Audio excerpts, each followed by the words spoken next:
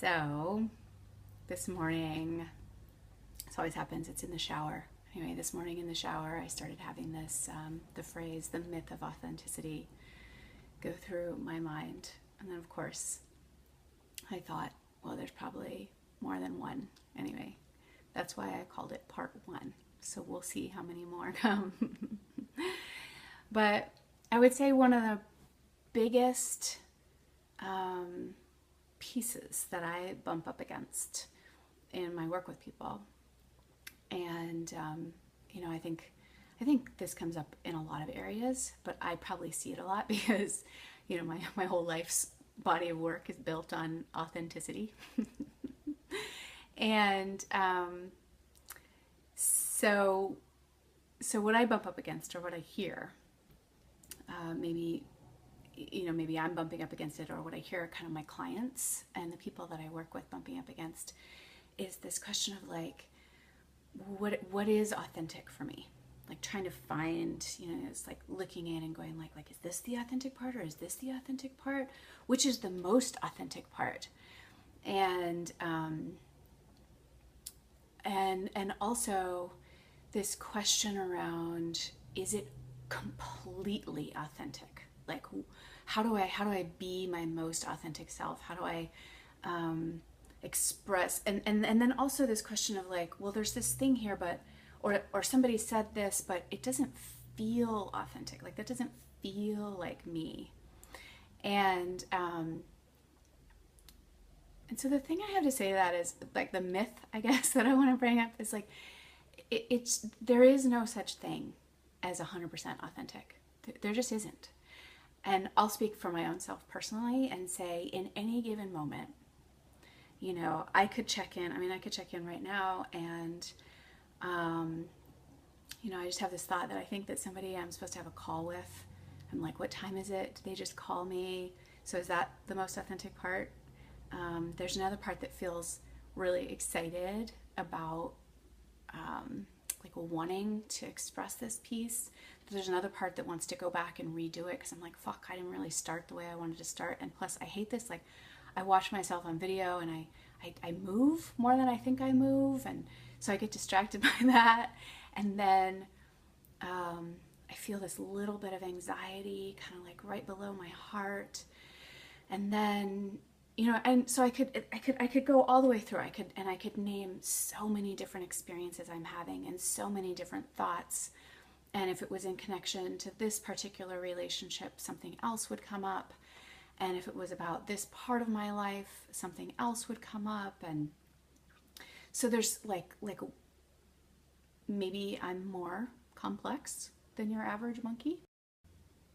Oops, I got cut off. I think I'm back.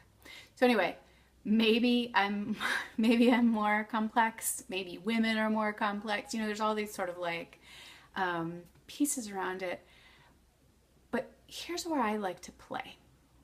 So this is my invitation, or my I don't know, advice. if you want my advice, my invitation is that for me, in the midst of all those different pieces, there's usually some that are more comfortable. They're the more well-worn grooves. And you could argue maybe those are just the most authentic because they're the ones that get used the most. I would argue they just got used the most. And, there's probably a lot of reasons why, and we could debate those. And there's probably a lot of like good information there, but mainly I would just say those just happen to be the most well-worn grooves. And Utah Phillips has this great quote, which is something to the effect of it's like the water follows the path of least resistance. That's what makes the river crooked. And so once something starts to get worn, it's like that's just where it flows, but it doesn't necessarily mean that that's the most authentic, or that's what's going to serve you the most, or serve the people around you the most, or even that it's what you really want most. Just happens to be the most well-worn groove. So again, You don't have to play this way, but this is how I like to play, which is basically looking at all the different, you could look at them like radio signals, sort of like, and there's, I don't know, at any given moment, there's 5 or 20 sort of radio signals going like, pay attention to me, express me, do me, and is looking for one that is part of you, but maybe doesn't get so much airtime. It's the radio signal that's always getting skipped over because it's a little bit quiet, or it gets lost in the fuzz. But if you took a little bit more time with the dial, you could actually find a clear signal there. And so, for instance, so my daughter, she does this thing, she gets really excited and she does her whole, she doesn't do them up here, her hands like this, she does them down there, but you couldn't see, but her whole body goes like, she goes, oh my God, I'm so excited. And she does this like thing. And I told my friend, when I told my friend, she said, oh yeah, my son goes like this when he's excited. And I thought, well, what do I do when I'm excited? And right as I thought that, I thought, oh, this is what I do. And basically, when I get excited, I have a habit of not wanting to show it. So I have a groove, I have a radio signal around stillness and like awareness that's really strong. It's just a deep groove. Now, is that true for me? Absolutely. Like my capacity for stillness and holding space and listening is it's deep, and it's absolutely an authentic part of me. There's another part of me that, like when somebody tells me something, when I'm excited about something, that wants to jump up and down like my daughter and get super, super, super excited, but that groove isn't as well worn.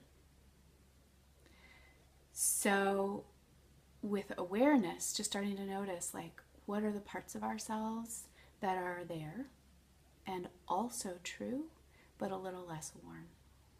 And just start playing with like, gosh, well, what if what if somebody gave me a present and I was so excited and I just went like, oh my God, oh my God, oh my God, oh my God, I love it, I'm so excited. And I'd feel maybe silly, and but then I just get to find out what happens when I express that part that's a little less comfortable for me, but also true. So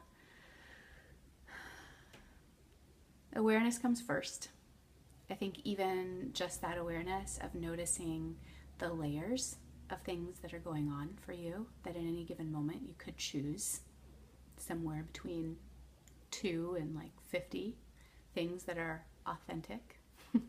And rather than sort of going like, which is the most authentic, just go like, wow, what's one that's there that doesn't get a lot of airtime? And find out what happens if you give that one a little bit more space. I hope you let me know how it goes, and I love you.